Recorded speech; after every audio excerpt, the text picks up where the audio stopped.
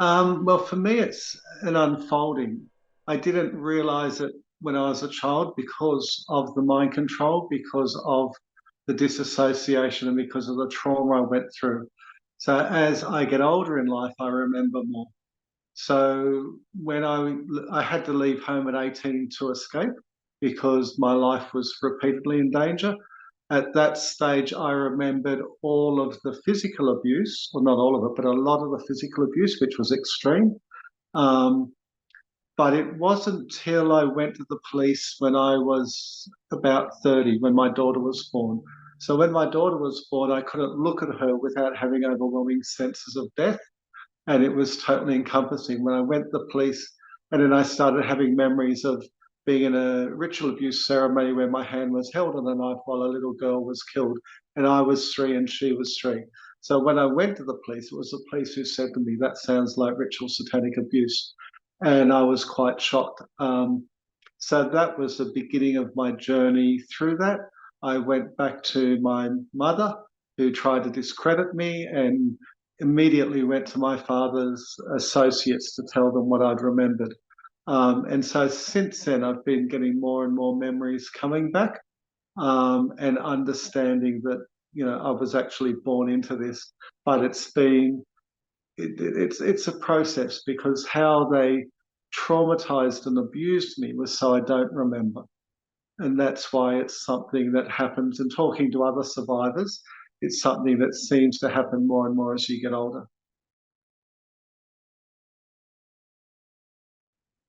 Well, it was one was the remembering was incredibly traumatic. So I was going to a group for survivors of sexual assault, and a woman came up to me at one of those meetings. This was after I started remembering, and asked me if I knew what dissociative identity disorder was, and I said no. As she explained it to me, I basically ran screaming from the room, ran straight to the bathroom, almost threw up, was shaking uncontrollably, almost passing out, sweating, had to use a toilet. Everything in my system was just on overload. For the next 3 months, I felt like I'd gone totally insane, and I threw myself into work to cope because I felt like I was hanging by a thread. After 3 months, my subconscious had got to the point where I could finally start to accept it, because what had happened is I'd spent all my life up to that point living in denial. All of a sudden, the dissociative parts were connected, and I booked myself in, and I did 10 years of therapy with a psychologist and working on the disassociation. And he was brilliant. He could tell exactly when I was switching. And that was very, very difficult because, in terms of my body, the trauma in my body is profound. I'm still having to work on the trauma on a daily basis because I have so many freezes and blocks in my body or clenches from all the trauma I've been through. And so it's a daily practice for me to keep the energy in my body flowing rather than it being trapped. Um, and then it was, as I said, a lot of my memories were horrific already, the ones that I had remembered, but the ones that I started or that I blocked were even more horrific. And I started seeing things from a different angle too. Like um, when I was about 10, my parents took me to the beach one day, and my siblings, and we never went on outings. They never took us anywhere. And we lived a long way from the beach. I didn't know how to swim, and all the beaches were closed along Sydney. Signs up everywhere: do not swim, dangerous surf, all the rest of it. So my father took me out into the surf where the riff was and dropped me into the riff, hoping that I would be drowned. So I'd got to the age where I was no longer of use to them. And it was just that a guy walking along the beach, a surfer, saw me and went out to help save me. And both he and I almost drowned. But my parents were very disappointed and upset when the both of us ended up getting washed up on the shore. I never got taken to a doctor. I got plonked in the car and taken home, and my siblings just sat there staring at me blankly because they were dissociative as well. So this was normal for all of us. We knew how to block things out. They traumatize us as sorry, I'm starting to shake because I've got trauma coming up in my body, but they traumatize us so bad that our system dissociates. So I remember being plunged in cold water repeatedly, thinking I was going to be again drowned. I had knives held at my throat. You know, the whole process of being in these rituals where your hand is forced to murder another child is incredibly dissociative. And both my parents were and are incredibly dissociative. My father could basically kill someone in 1 second, and 5 minutes later, if you confronted him over it, he would deny that he'd done it because he was so dissociative. He would, you know, believe that he'd never done anything when in fact he'd done a lot. Same with my mother. When I'd confront, even in recent years with my mother, and I'd get up to 20 examples, and should finally admit things, and yet the next day she'd call me up and say, you know, I'm not like that at all, because she couldn't accept. I mean, they're more extreme than me.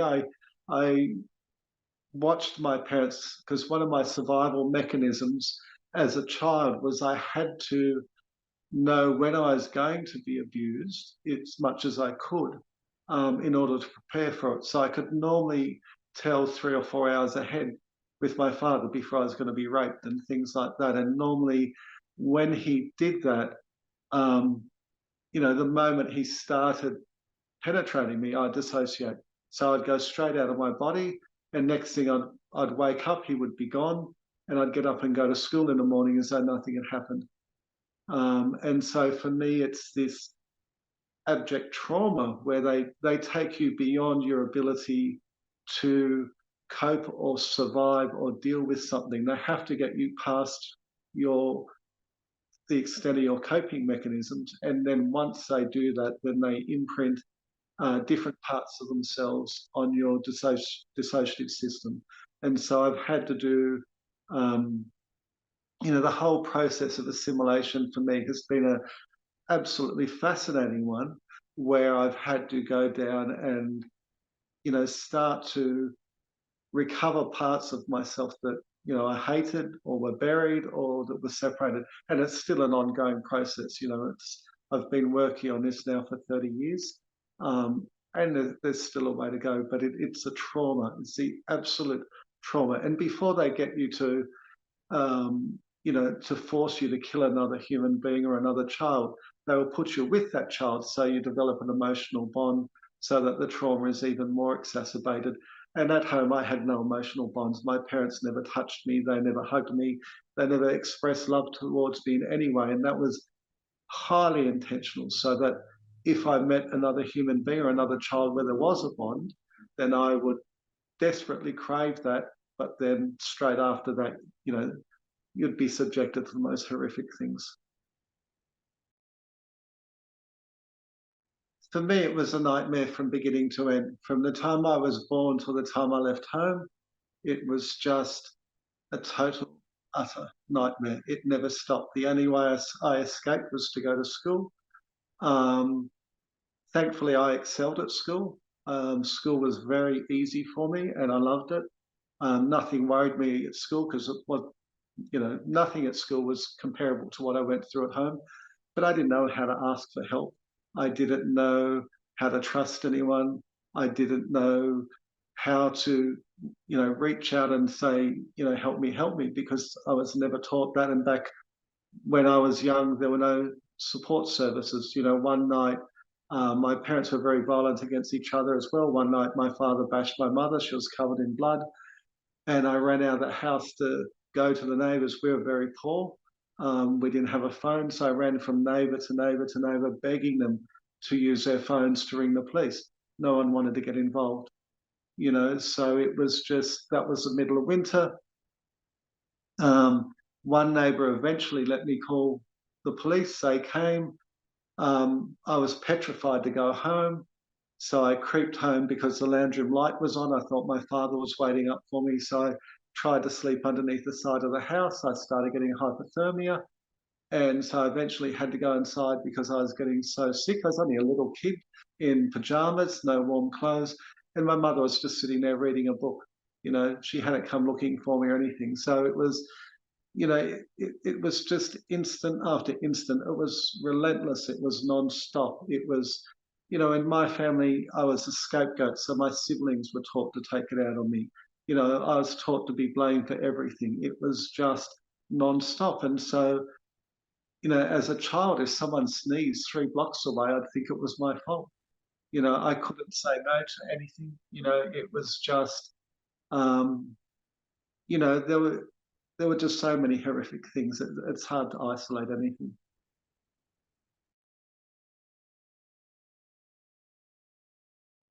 Probably two of them. One of them was as a child, and I'm not religious, I'm more spiritual, but as a child, I picked up a Bible in the cupboard, an old torn one, and started reading it, and I developed a faith. And I found hope in the spiritual realms because I had none in the earthly realms. And that was very significant for me. That helped me get through when everything else was hopeless. And then later on, I got married and had kids and then got divorced. Um, and the divorce was very vitriolic. Um, and I remember during that time, I thought, I've got to survive this because with the stress of everything, I was starting to be in and out of hospital. My body was starting to hemorrhage. My heart and lungs were shutting down.